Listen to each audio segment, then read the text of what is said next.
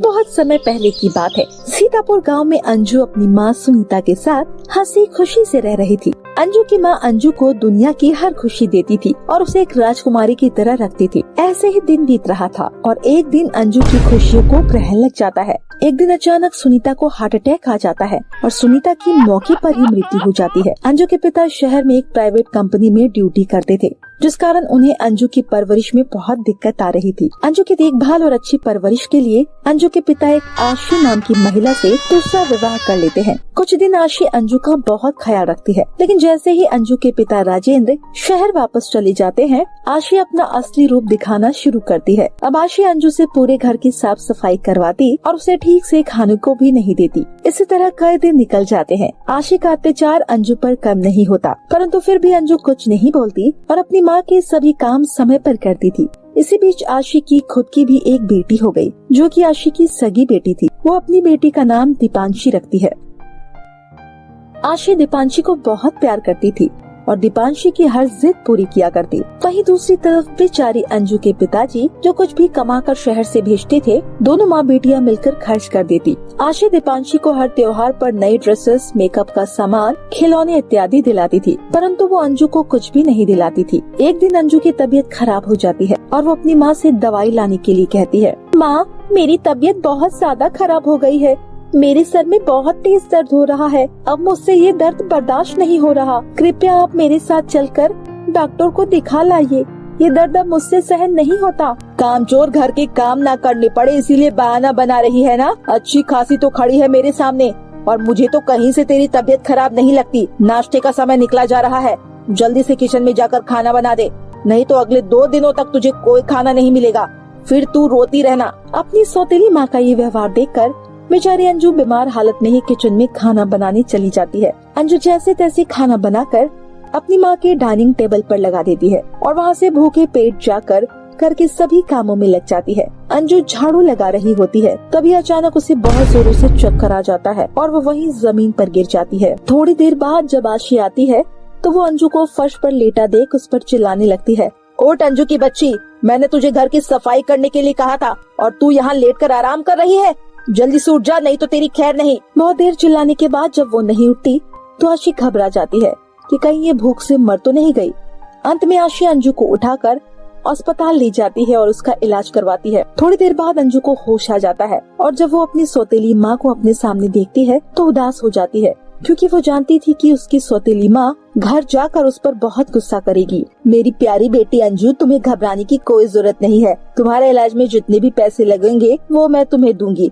तुम बस अपनी सेहत का ध्यान रखो और जल्दी से ठीक हो जाओ। अंजू को अपनी माँ के मुंह से इतने प्यारे शब्द पहली बार सुनने को मिले थे। वो अपनी माँ का बदला हुआ रूप देखकर खुश हो जाती है, परंतु यहाँ आशी के मन में कुछ और चल रहा था। वो अंजू के पिताजी से झूठ बोल देती है कि अंजू के इलाज में बहुत रुपए खर्च हो रहे हैं, जिस कारण उसे वो घर बेचना पड़ रहा है। अंजू के पिताजी राजेंद्र अंजू के अस्पताल में भर्ती होने की खबर सुनकर घर बेचने के लिए राजी हो जाते हैं, परंतु किसी कारणवश शहर से घर नहीं आ पा रहे थे। आशी अस्पताल वालों को रिश्वत के रुपए देकर उसे कुछ दिन तक अस्पताल में भर्ती रखने का नाटक चलने देती है और थोड़े दिन बाद जब अंजू ठीक हो जाती है तो वो उसे अपने साथ अपने घर ले जाती है। सुन अंजू की बच्ची, अब तेरा ये घर मैंने अपनी बेटी दीपांशी के नाम करवा लिया है।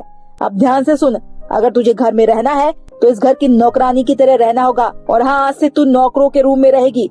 वहीं पर तुझे बचा कुचा खाना मिल जाया करेगा, ठीक है? कोई बात नहीं माँ, मुझे भला इस घर का क्या करना, ये तो वैसे भी आपका है। मैं आपके साथ रहूंगी और आप जो बोलोगे मैं सभी करूंगी। अगले ही दिन आशी अंजू पर काम का बोझ बढ़ा देती है और उससे पूरे घर के कपड़े, बर्तन, झाड़ू, पोछा करवाया करती। इसी तरह दिन निकल रहे थे और आज दीपांशी और अंजू दोनों का जन्मदिन होता है। सुन अंजू की बच्ची, आज मेरी बेटी दीपांशी का जन्मदिन है और मैंने आज हमेशा की तरह बहुत बड़ी पार्टी करने का फैसला किया है। हम दोनों दीपांशी की बर्थडे पार्टी के लिए एक सुंदर सा लहंगा लेने जा रहे हैं। तब तक तू पूरे घर की सफाई कर दे और हाँ, अगर मुझे जरा से भी गंदगी दिखाई दी तो तेरी खैर नहीं। माँ, शायद आप भूल रही हैं, परंतु आज मेरा भी जन्मदिन है। मेरे कपड़े बहुत फट गए हैं, कृपया आप मेरे लिए भी कोई सस्ती सी ड्रेस लेते आना। मुझे अच्छे से याद है कि आज अंजू मनहूस का भी जन्मदिन है। पता नहीं क्यों भगवान जी ने इस मनहूस का जन्मदिन मेरी बेटी के बर्थडे वाले दिन रखा। रही बात एक अच्छी ड्रेस की, तो कल ही मैंने दीपांशी के पुराने लहंगे निकाले हैं। उन्हीं में से कोई एक लहंगा तू पसंद कर लेना। वैसे भी मुझे वो लहंगे कूड़े में फेंकने हैं। चल अब जा यहाँ से, हमारा समय बर्बाद ना कर, हमें शॉपिंग के लिए देरी हो रही है। इतना कहकर आशु और दीपांशी दोनों शॉपिंग पर निकल जाते हैं। अंजू भी चुपचाप अपनी सौतेली माँ का अत्याचार सहते हुए अपने कमरे में चली जाती है। अंजू अपनी माँ की तस्वीर से बातें करते हुए कहती है, माँ देखा आपने, आज सौतेली माँ ने मेरे बर्थडे वाले दिन मुझे विश नहीं किया और मुझ पर हाथ भी उठाया। माँ मैं इस अत्याचार भरी दुनिया से निकलना चाहती हूँ। पिताजी ने भी शहर से घर आना छोड़ दिया। वे नहीं जानते कि यहाँ पर सौतेली माँ मुझ पर बहुत अत्याचार करती है। माँ कृपया आप मुझे अपने पास बुला लीजिए, मुझे अब इस दुनिया में नहीं रहना है। इतना कहकर अंजू जोर जोर से रो रही होती है। तभी उसकी माँ की तस्वीर से उसकी माँ की आत्मा बाहर निकलती है और कहती है, अंजू बेटा तुम्हें इस तरह रोने की जरूरत नहीं है। अभी तुम्हारी माँ तुम्हें स्वर्ग से देख रही है। बेटा मैं तुम्हारी माँ ही हूँ, तुम्हें घबराने की जरूरत नहीं है। मैं अत्याचारी सौतेली माँ से पीछा छुड़ाने के लिए एक जादुई तालाब बता रही हूँ। वो कोई मामूली तालाब नहीं है, वो जादुई मस्कारे का तालाब है।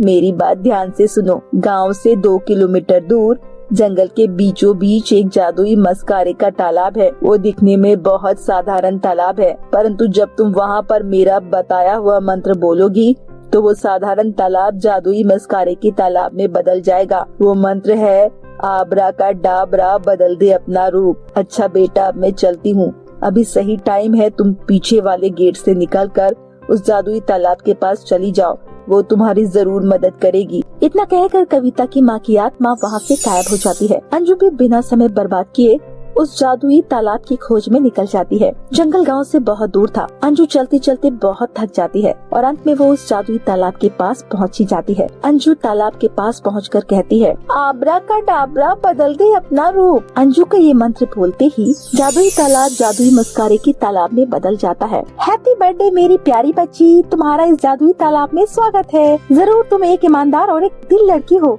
मैं जानती हूँ किस तरह तुम्हारी सौतेली माँ तुम पर अत्याचार करती है और तुम्हारा जन्मदिन भी नहीं मनाती।